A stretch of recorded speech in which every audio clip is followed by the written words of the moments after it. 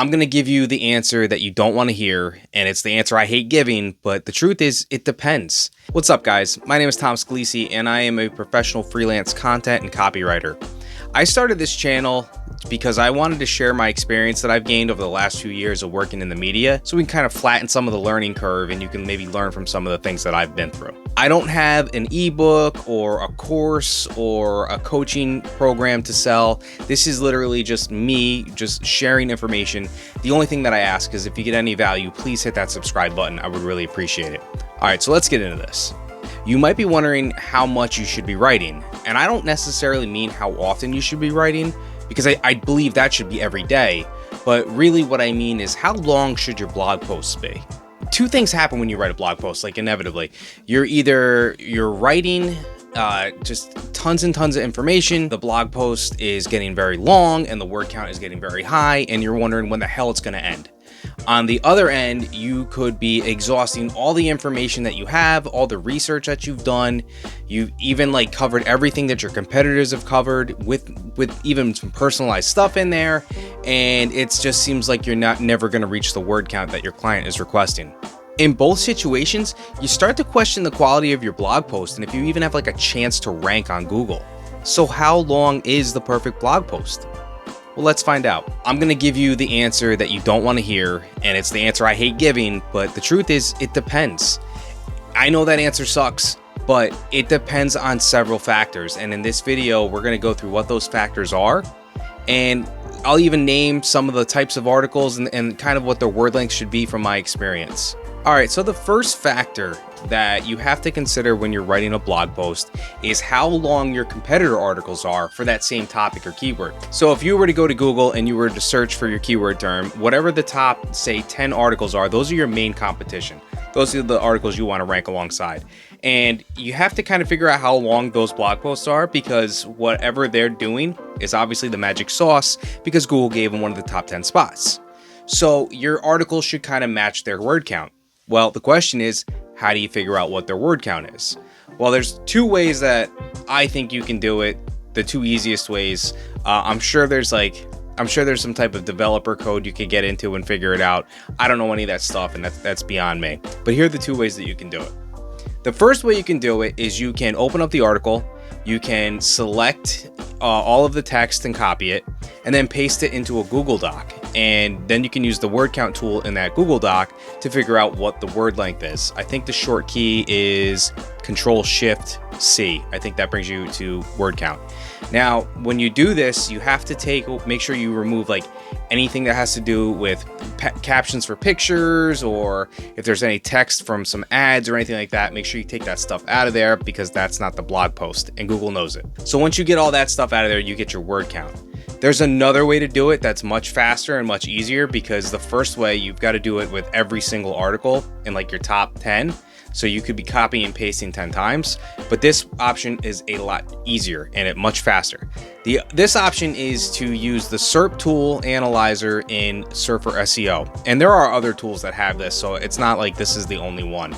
But what happens is you go ahead and you type in your search term into the search bar for your SERP tool. If you don't know what a SERP is a search engine results page. And this tool specifically analyzes those. So you type in your keyword into the toolbar and you search it up. And what ends up happening is Surfer SEO will go through the top 10 or so articles on Google, and it will tell you what the average word count is. And I love this because it's fast and it's easy, and there are so many other uses for the SERP tool that I can get pretty much all the information I need to write an article straight from that SERP tool. So that's why I love to use Surfer SEO. There's probably some other tools that are just as good, but that's the one that I know. And by the way, I don't have an affiliate program or link with them. This is just a tool that I use that I believe in. So I'm just suggesting it to you guys to help speed up the word count. So you know what your word count is, so what do? Well, if your average word count is 2,000, you kind of want to be around that 2,000 mark. Or if it's 1,500, you want to be around that too. And it's not like it has to be perfect, but it's got to be close. So if the average word count was 2,000 and you hit 3,500, Google won't necessarily just say, oh, this article can't rank, but it's got less of a chance of ranking because you know that the top 10 articles were all in the 2000 range, and that's what Google is looking for. So it's not necessarily a hard stop or a rule that you absolutely have to follow. It is helpful though, because you get to check off a box that you don't have to worry about as far as your SEO goes. All right, the second factor that goes into establishing your perfect word count is you have to kind of take into consideration your pricing and your client's budget. And to be honest with you, this isn't ideal usually from an SEO standpoint, because typically what this means is that you're going to write a shorter article than maybe the competitors have written on that topic. So you're cutting down a little bit of your SEO chances. But there are times where word count and budget matter more than SEO, and I'll explain that. So for example, let's say that your client wants you to write 1,000 word articles because that's what they can afford. Well, there's really not a whole lot of wiggle room there. If that's what they can afford, that's what they can afford. So it's your job to make sure that you stay really close to that 1,000 word mark while packing as much punch and information and even SEO into that article as possible. And it's not to say that this approach is completely flawed, because it's not. Like in the case of downloadable content, well, downloadable content doesn't need to be more than 1,000 words if it doesn't need to be more than 1,000 words. There's no reason for that content to rank on Google. The landing page that it is downloadable from might be a SEO optimized page, but the downloadable content itself doesn't need to be. Similarly, if we were to look at posts on LinkedIn, sometimes it matters more to have a 1,000 word article on LinkedIn, because that's where your client's main followership, is that a word? Followship? I don't know. That's where their followers are. So if we know that they read 1,000 word articles and we're going to post on LinkedIn, that's more important than optimizing for Google's SEO. LinkedIn has its own SEO, and beyond that, if you already have followers, they're going to see your content anyway. Another case where word count is more important than SEO is in thought leadership stuff, because when you're bringing thought leadership stuff to the table, chances are there's not going to be a lot of other content on the topic out there. So SEO is not really going to matter. If you go ahead and write your thought leadership article, it's 1,000 words and there are no other competitors. Well, when the time comes that somebody does search the term that your article ranks for, there's really not going to be a lot of competition out there. So you're going to get the top couple of spots on Google. So in that case, word count to keep your client happy and be affordable is far more important than making sure it's optimized for SEO. All right, so now let's talk about post type, because each post type's word count, perfect word count, is different. And this is going to get kind of long, so you might want to pause it, hit the bathroom, go get a snack, and come back. I'm only kidding. If you could tell, we're like halfway through already.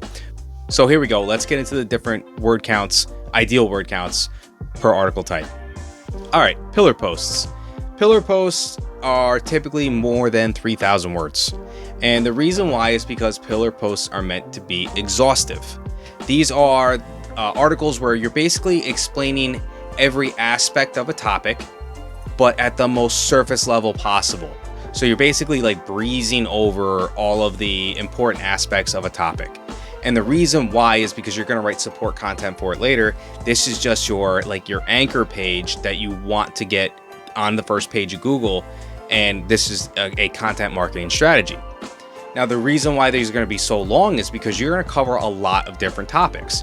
For example, I just wrote a pillar post for one of my favorite clients, and it was on construction project management. So in this article, I did surface level overviews of things like the different types of contracts, the different types of projects, the different types of contractors on the project, and just other content like that. And if you're not interested in construction, I'm not going to bore you. I'm just going to go really quickly through that. So what I did is I wrote 300 to 400 words on each of the topics, a couple of different bullet lists and things like that, but I just stayed very surface level and covered everything. By the time I was done, that pillar post was over 3,500 words. The client was super happy. It was more expensive than they were expecting, but it's exactly what they wanted. And hey, that's what it took. The next type of article and the ideal word count would be support posts. And these are going to be the posts that really break down the individual topics mentioned in the pillar post. And these can be ideally anywhere between 1,000 and 2,000 words. So what these posts are is you're going to go really in depth into the individual topics that you've listed in the pillar post. But the thing is you're going to do them one blog post at a time. So if, for the example I gave you earlier, it would be a support post would be the different types of contracts in a construction project, and I would break those down in depth and go deep into it. And normally you can cover a topic like this in about 1,500 words. So really right in the middle of that 1,000, 2,000 word mark. But this is where a lot of great editors and content strategists will use the phrase as short as possible, but as long as necessary. And what that means is you want to just make sure you're covering everything in depth, no extra fluff, keep it short, but make sure you cover everything. So that's kind of a yin and yang situation. It's got to be long enough to get everything done, got to be short enough to be punchy, but you know, that's kind of the rule that everybody follows. And there are some exceptions to that rule, but we'll get into those in a second. All right, the next type of article we're going to talk about is going to be an informational type article. And these can be very similar to support posts because they dive really deeply into a topic. But for the sake of this video right now, we're going to assume that this informational article was assigned to us by an editor outside of a topic silo with a pillar post. So we're just going to say this is a completely separate article. Generally speaking, these articles can be covered in 1,000 to 1,500 words. I find that 1,200 words is really the sweet spot for informational articles, but it can be really hard to actually get all of your information in 1,200 words. So what I would suggest to you is I would suggest to aim for 1,000 words on an informational article, and you'll end up somewhere around 1,200 invariably. Now, these posts explain stuff in depth. So if you're writing them and you hit that 1,200 word mark or you hit that 1,500 word mark and you feel like, you haven't covered everything, you got to keep writing. And I would challenge you to go back and look at what you've already written and see if it's wordy and there's unnecessary stuff in there. But you can't have an informational blog post missing really important parts, because if you do, Google's going to recognize that, and it's not going to matter what the word length is, it's going to kick it right out. It's never going to rank. So I think 1,200 is the perfect range for those, but it really matters that you make sure that you get all of the important information into that article. All right, so now we're going to talk about how-to posts, and I'll tell you that the how-to posts can be anywhere between 1,000 and 2,000 words. That's usually the range. In the past, a lot of my clients would send me outlines for how-to posts, and this is, a couple of years past, they would want a lot of background on the topic, and they would want me to dive real deep into the actual topic before getting into the steps of the how-to. And that makes for a terrific article and a lot of information, a lot of value, but things have changed recently, and it probably has something to do with the Google algorithm update. Now, when a client sends me an article and they give me an outline for it to write a how-to article specifically, they have jumped away from like the background information. They're assuming that most of that background information is probably going to be written in another support post. So what they do now is we go a little bit deeper into the topic in the intro, add like 50 words or so we can kind of explain that topic a little bit, and then we go right into the steps. And because of this, these blog posts can be very long or very short.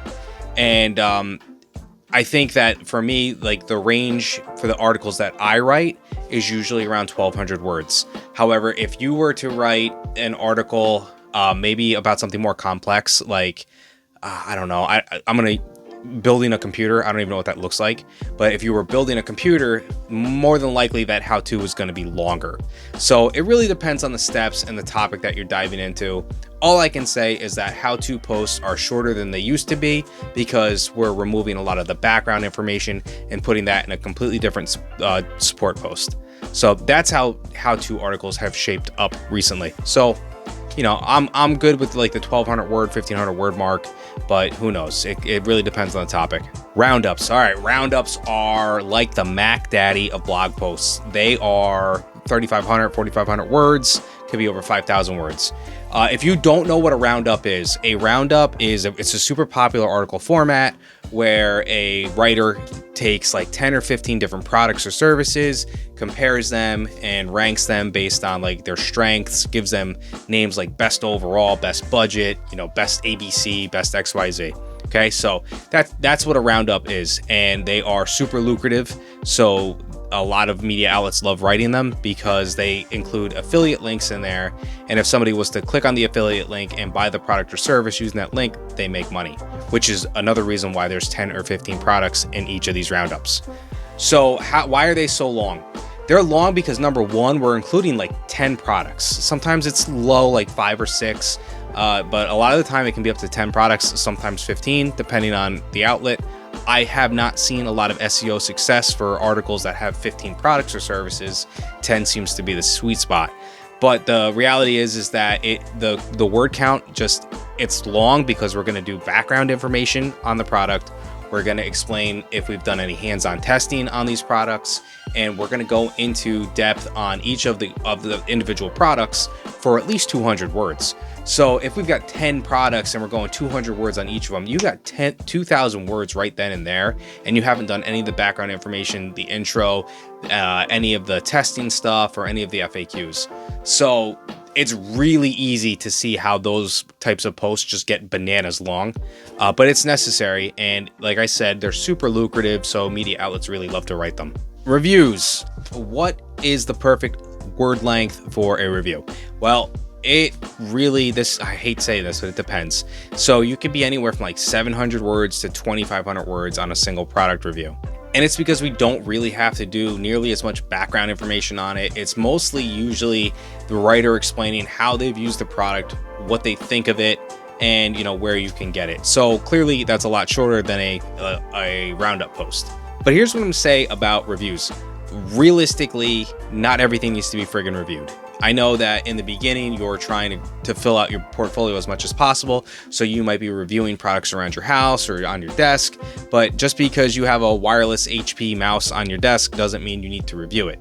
Is it good practice? Yes, it's good practice, but I think there's just a lot of new writers out there reviewing arbitrary things around their house, and it really floods the SEO world full of content that's not all that good and wastes a lot of time.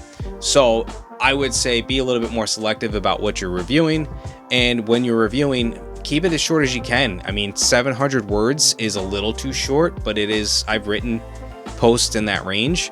I think that you're probably looking at like a sweet spot of around 1,200 to 1,400 words. So if you can be right in there, that's usually pretty good. But I mean, like I said, not everything needs to be friggin' reviewed. We don't have to review everything all the time. All right, the next one's gonna piss everybody off because I'm gonna say a word incorrectly or correctly for me and wrong for everybody else. So the last one is, it depends on your niche.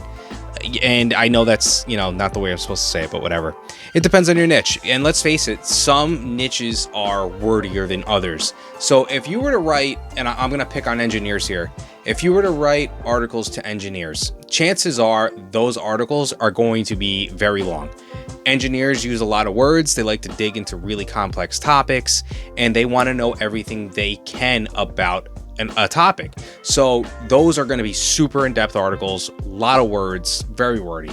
Same thing goes for lawyers. Lawyers love to use a lot of words, so they're kind of accustomed to longer articles. Plus, you're explaining law. Law always has excessive statute language and things like that. So those posts are going to be super long, and that's going to be a lot longer than if you were writing to somebody like a sneakerhead, because the sneakerhead probably doesn't care about the history of the material of the soles of the original Air Force Ones.